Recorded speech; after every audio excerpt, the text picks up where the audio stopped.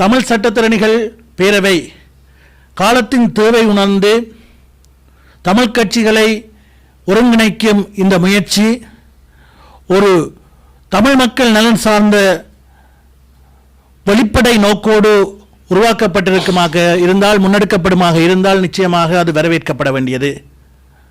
தமிழ் மக்களுக்கு கிடைத்த அதி உன்னதமான அரசியல் தீர்வு என்று எல்லோராலும் விதந்துரைக்கப்படுகின்ற, அன்று அதனை எதிர்த்தவர்கள், அன்று அதனை எரித்தவர்களுக்கு பக்கபலமாக நின்றவர்கள் என்று அனைவராலும் இன்று விதந்துரைக்கப்படுகின்ற அந்த அரசியல் தீர்வு பொதி. இதிலே வேடிக்கை என்னவென்று சொன்னால், கடந்த சில தினங்களுக்கு முன்னர் தமிழ் சட்டத்திறனிகள் பேரவையினால் சமர்ப்பிக்கப்பட்ட நாட்டுக்கு எதிரான பயங்கரவாத தடை சட்டம் என்ற சட்ட வரைவு தொடர்பிலே சமர்ப்பிக்கப்பட்ட அவர்களுடைய அவதானிப்புகள் வெளியிடப்பட்ட போது அங்கே கலந்து கொண்டிருந்த மங்களாக்காவை இந்த சந்திப்பிலே காணவில்லை.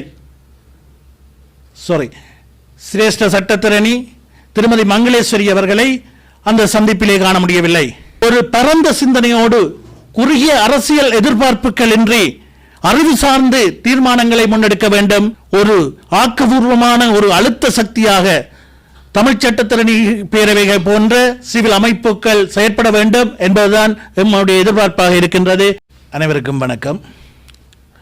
சிதறிக் கிடக்கின்ற தமிழ் கட்சிகளை ஒன்றிணைத்து தமிழ் மக்களுடைய அரசியல் அபிலாஷைகளை தேசிய ரீதியிலும் சர்வதேசத்திற்கும் வெளிப்படுத்தும் நோக்கோடு தமிழ் சட்டத்திறனிகள் பேரவை என்ற அமைப்பினால் ஒரு சந்திப்பு ஒன்று, அரசியல் கட்சி பிரதிநிதிகள், அதாவது வடக்கு கிழக்கிலே வாழ்ந்து கொண்டிருக்கக்கூடிய தமிழ் மக்களை பிரதிநிதித்துவப்படுத்துகின்ற அரசியல் கட்சிகளின் பிரதிநிதிகள் என்று சொல்லப்படுகின்றவர்களை ஒருங்கிணைத்து ஒரு சந்திப்பு ஒன்று 2 தினங்களுக்கு முன்னர் நடைபெற்றதாக செய்திகளூடாக அறிய கிடைத்தது.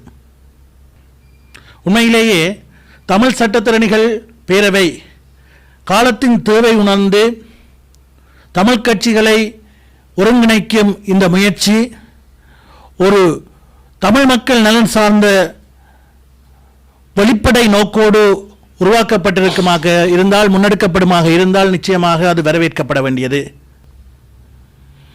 அதே வேளையிலே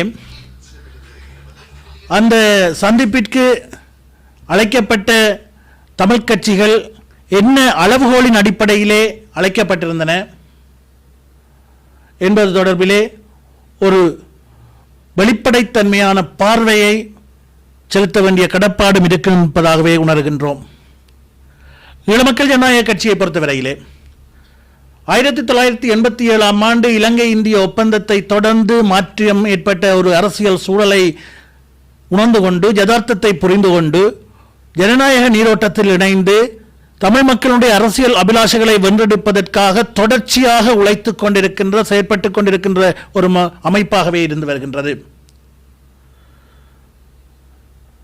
1990 ஆண்டு காலப்பகுதியிலே முன்னாள் ஜனாதிபதி ரணசிங்க பிரேமதாச அவர்களுடைய ஆட்சி காலத்திலே முன்னெடுக்கப்பட்ட மங்கள முனசிங்க தெரிவுக்குழு ஊடாக முன்னெடுக்கப்பட்ட அந்த அரசியல் தீர்வு யோசனை, அரசியல் தீர்வு முயற்சிகளில் இருந்து இற்றை வரை நடைபெற்ற அனைத்து அரசியல் தீர்வு முயற்சிகளுக்கும் எங்களுடைய பங்களிப்பை ஈழமக்கள் ஜனநாயக கட்சி மக்கள் நலன் சார்ந்து வெளிப்படுத்தி இருக்கின்றது.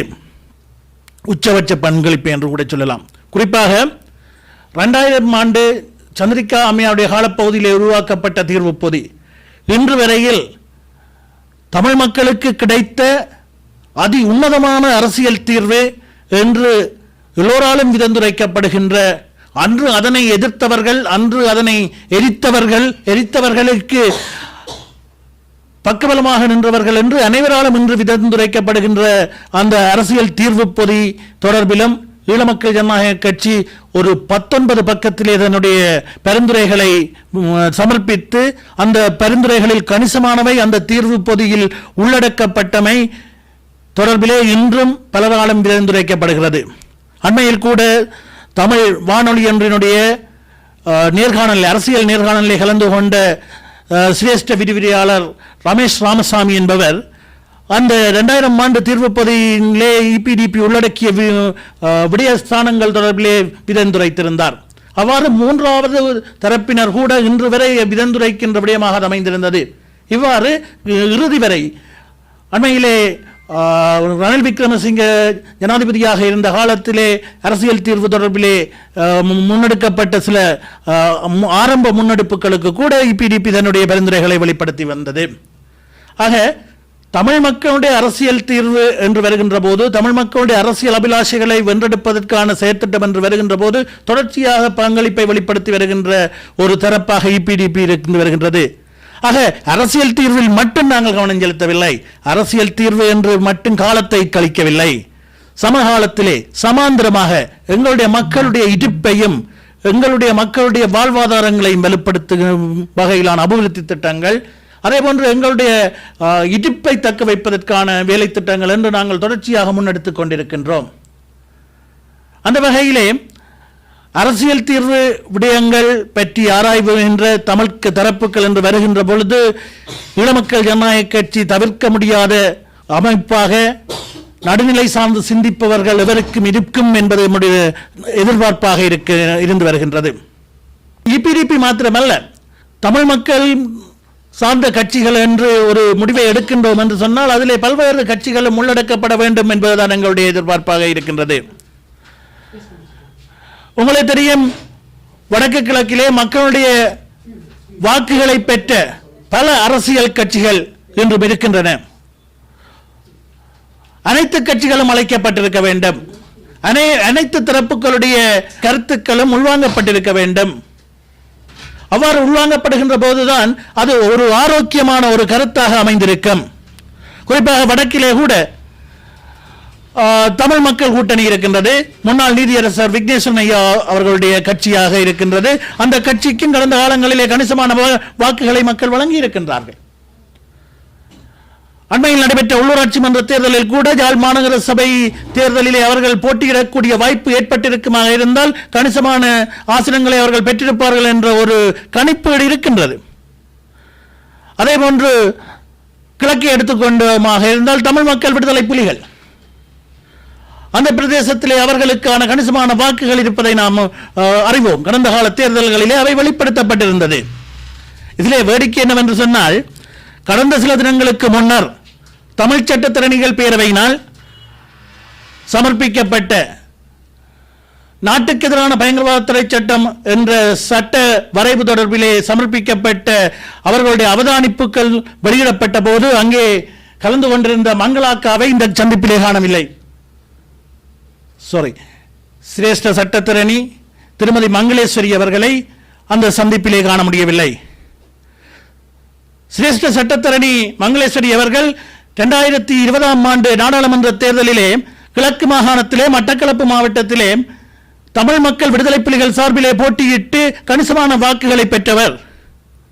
அவர்களும் அங்கு பங்கு பெற்றி இருக்க வேண்டும், அவர்களுடைய வைபவம் இருந்திருக்க வேண்டும். ஆக இவ்வாறான விடயங்கள் ஒரு வெளிப்படைத்தன்மையோடு காலத்தின் தேவை உணர்ந்து முன்னெடுக்கப்படுமாக இருந்தால் அதனை ஏற்பாடு செய்கின்றவர்கள் ஒரு பரந்த சிந்தனையோடு குறுகிய அரசியல் எதிர்பார்ப்புகள் இன்றி அறிவு சார்ந்து தீர்மானங்களை முன்னெடுக்க வேண்டும் என்பதுதான் எங்களுடைய எதிர்பார்ப்பாக இருக்கின்றது. இது ஏதோ எமக்கான அழைப்பு விடுக்கப்படவில்லை என்ற காழ்ப்புணர்ச்சியின் வெளிப்பாடாக தயவு செய்து யாரும் சிந்திக்க கூடாது. இவ்வாறான விடயங்கள் காலத்தின் தேவையை உணர்ந்து முன்னெடுக்கப்பட வேண்டியவை, அவை ஆக்கபூர்வமானவையாக முன்னெடுக்கப்பட வேண்டும். கடந்த கால அனுபவங்கள் இவைத்தான் எங்களுக்கு வெளிப்படுத்தி நிற்கின்றன. குறுகிய சிந்தனைகளோடும் குறுகிய எதிர்பார்ப்புகளோடும் முன்னெடுக்கப்பட்ட பல்வேறு வேலை திட்டங்களின் வெளிப்பாடுகள் தான் பல்வேறு தோல்விகளாக கடந்த காலங்களிலே வரலாறுகளாக இருந்து வருகின்றன. ஆக இந்த முயற்சிகள் சரியான முறையில் முன்னெடுக்கப்பட வேண்டும். எதிர்காலத்தில் இவ்வாறான முயற்சிகள் முன்னெடுக்கப்படுகின்ற போது அறிவு சார்ந்த தீர்மானங்கள் மேற்கொள்ளப்பட வேண்டும். அதனூடாக எங்களுடைய மக்களுடைய அபிலாஷைகளை நிறைவேற்றுவதற்கான ஒரு ஆக்கபூர்வமான ஒரு அழுத்த சக்தியாக தமிழ் சட்டத்திரணி பேரவைகள் போன்ற சிவில் அமைப்புகள் செயற்பட வேண்டும் என்பதுதான் நம்முடைய எதிர்பார்ப்பாக இருக்கின்றது. நன்றி, வணக்கம்.